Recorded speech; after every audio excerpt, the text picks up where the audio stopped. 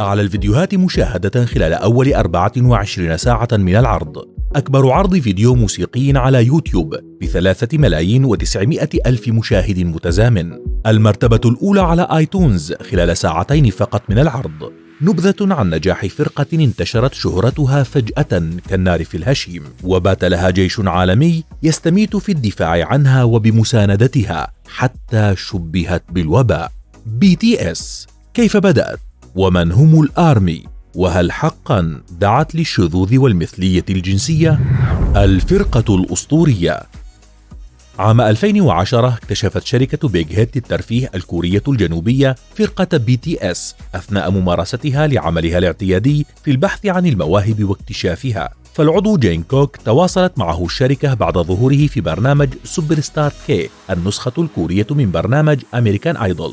أما سوجا فقد نجح في اختبار مواهب للشركة على الإنترنت في خريف عام 2010، وهكذا كانت لكل عضو في الفرقة قصة مختلفة عن الآخر. في تلك الفترة كانت أعمارهم تتراوح بين 13 و15 عاما، لتبدأ الشركة في تدريبهم وتولت إدارة أعمالهم وتجهيزهم، ووضعت هدفا أمام عينيها أن تطلق فرقة تلفت أنظار العالم أجمع. فدربت الأعضاء إعلاميا وأعطتهم دروسا مكثفة في الغناء والرقص والتمثيل ضمن استعدادات شاقة وتنافسية استمرت 3 أعوام كاملة من التدريب المتواصل، تمت خلالها تصفية المرشحين للانضمام للفرقة من 80 إلى 7 فقط، الذين يشكلون أعضاء الفرقة الحاليين، وهم جين وشوغا وجاي هوب وRM وجيمين وفي وجون كوك. وكان يفترض أن تختص الفرقة الكورية بالهيب هوب والراب.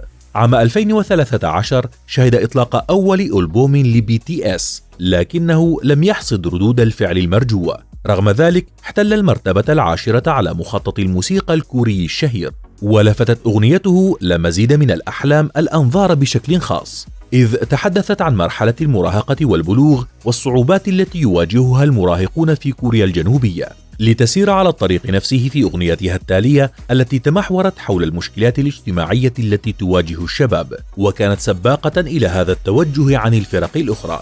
أيضا مما لفت الانتباه إلى الفرقة أن أغنياتها تقدم قصصا متكاملة، وغالبا ما ترتبط أغنياتها ببعضها البعض، ما يعتبره محبوها نضجا فنيا واجتماعيا فريدا زاد من معجب الفرقة وضاعف أعدادهم سريعا. نجاح مجنون. تدريجيا بدأت الفرقة بتحقيق أرقام قياسية متوالية ولافتة جعلتها من أنجح الفرق الموسيقية عالميا، إذ كان ألبومها أجنحة أول ألبوم كوري جنوبي تباع منه 1,000,000 نسخة.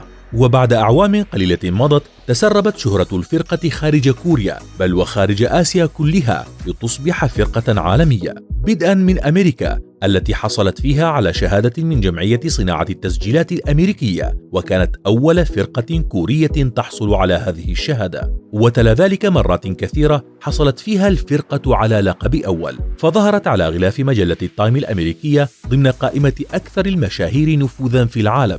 أما في كوريا الجنوبية فقد كانت لهم بصمة راسخة، فشكلوا عامل جذب سياحي كبير للبلاد، وشاركوا مع اليونيسف في حملة أحب نفسي، وحصلوا على وسام الاستحقاق الثقافي من الرئيس الكوري الجنوبي و10 جوائز بيلبور. ولهم مع اليوتيوب حكاية نجاح باهرة، إذ استحوذت الفرقة على الأرقام القياسية للمنصة باحتلال أغنية الديناميت، وهي أول أغنية تطلقها الفرقة باللغة الإنجليزية، المرتبة الأولى على قائمة الأعلى مشاهدة بتجاوزها 1,000,000,000 مشاهدة في أقل من عام، لتتبعه برقم قياسي جديد في أغنيتها باتر التي قوبلت بحالة من الجنون بين معجبي الفرقة، وتجاوزت 500 مليون مشاهدة حتى اليوم خلال 4 أشهر فقط من إصدارها، رقم قياسي جديد حققته BTS مع إصدار ثاني أغانيها باللغة الإنجليزية التي حققت 113 مليون مشاهدة خلال أول 24 ساعة من عرضها. ثم أضافت رقما جديدا بأكبر عدد متزامن لمشاهدين على اليوتيوب، إذ كان يتابعها 3,900,000 متابع في وقت واحد حول العالم. تلاها المركز الأول على الآيتونز، وأرقام قياسية كثيرة لا يستطيع كسرها أحيانا إلا الفرقة نفسها، إذ تحطم رقما قديما لتسجل بعده نجاحا جديدا. أيضا كان الوطن العربي ضمن المناطق الجغرافية التي اجتاحتها شعبية فرقة BTS، خاصة بعد إطلاقها للأغنيات باللغة الإنجليزية التي استطاعت بها كسر حاجز اللغة بينها وبين العرب. وقد استضافت المملكة العربية السعودية عام 2019 إحدى أهم فعاليات الفرقة، والذي أقيم في ملعب الملك فهد الدولي بحضور 60,000 مشاهد.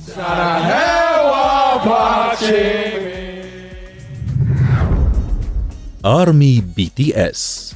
نجاح الفرقة العالمي لم يتوقف عند حدود المشاهدات فقط، بل دفع جنون الإعجاب بالفرقة إلى تأسيس نادي المعجبين الرسميين، وأطلقوا على أنفسهم آرمي BTS ليدلوا بذلك على أنهم الجماهير التي ستقف دائما إلى جانب الفرقة وتدعمها. وقد استحوذ هذا الجيش على اهتمام عالمي، ولفت أعضاؤه الانتباه بأعمالهم من جمع التبرعات والحملات الخيرية وغيرها.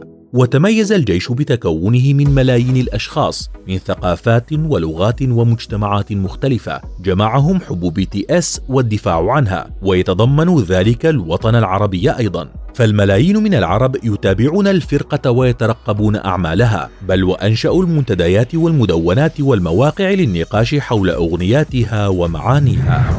مثلية وشذوذ جنسي.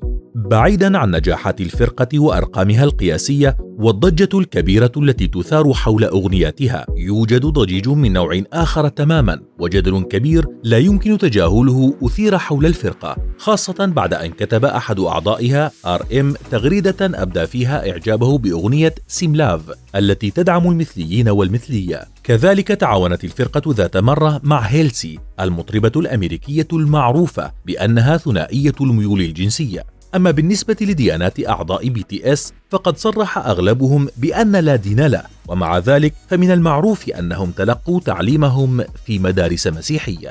رغم كل الحملات التي تثار ضدها بين التكفير والتحذير، تبقى BTS الفرقة الأنجح حاليا بلغة الأرقام والمشاهدات، حتى أن انتقادا صغيرا لها من المذيع الألماني عبر إذاعة ألمانية مشهورة شبهها فيه بالفيروس المزعج الذي يأمل أن يظهر له لقاح قريبا، لتجد قناة بايرن 3 ومذيعها ماتياس ماتوشيك أنفسهم في مواجهة عاصفة آرمي BTS الذين اتهموا القناة ومذيعها بالعنصرية وطالبوهما بالاعتذار فورا، ما اضطر المذيع والقناة لإصدار اعتذار رسمي ولأكثر من مرة.